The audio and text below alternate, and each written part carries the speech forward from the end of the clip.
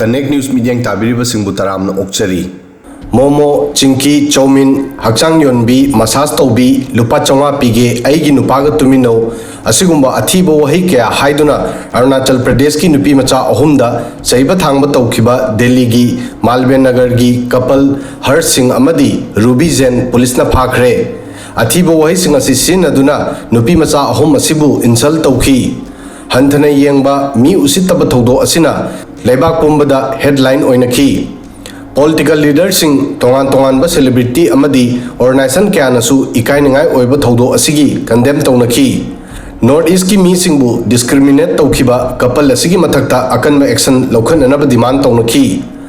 hanthana yengba ikai ba piba tahaidraba wahi sing asina thamoi sohallaba Arunachal Pradesh ki nupi macha ahum asina Malviya Nagar police ta matai manau gi mayokta complaint file tawki Police na complaint asigi seriousness pu yengduna case file tawduna investigation tawki thawdo asigi video social media da yamna viral oiki video asida nupi macha sing asida hanthana yengba amadi ikaiba piba akanba wahi kyaga loinena chaiba uri police amadi manak nakpagi mi singna couple asibu phataba comment pibadagi thingki adubu makoina kana amatagi takhide thawdo asi karisu leitabu wafam amadagi hauki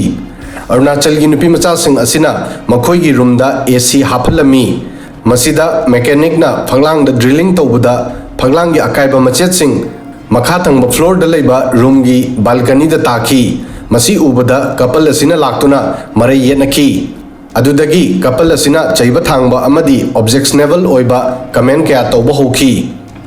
nupi asina Arunachal gi nupi macha sing asida hakchang yonbi amadi massage parlor tawbising haiki Lupa Chonga da mi amaga hekta tuminabi amadi mahakna Lupa Chonga pige mahaki bedroom da lau mahaki nupaga tumino haina ikai ningai oiba akanba wahi sing haiki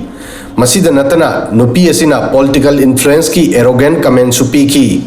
mahakna hai mahaki nupa achoba leader amagi machani kana amatana mahakpu karisu tawbangam loi Arunachal gi nupi macha sing na hai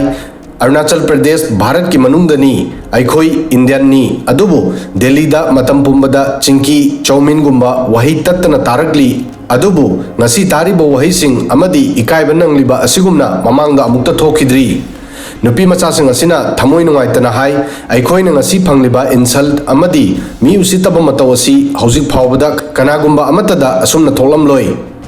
Asigumba racist comment asi subnagi aikhoi nupi macha ahum khaktagi case natte Arunachal pumbagi case ni Northeast pumbagi case ni masida state nipan koli aikhoi justice pami makhoi asumna kana amatada insult amadi humiliate tawbagi rights leite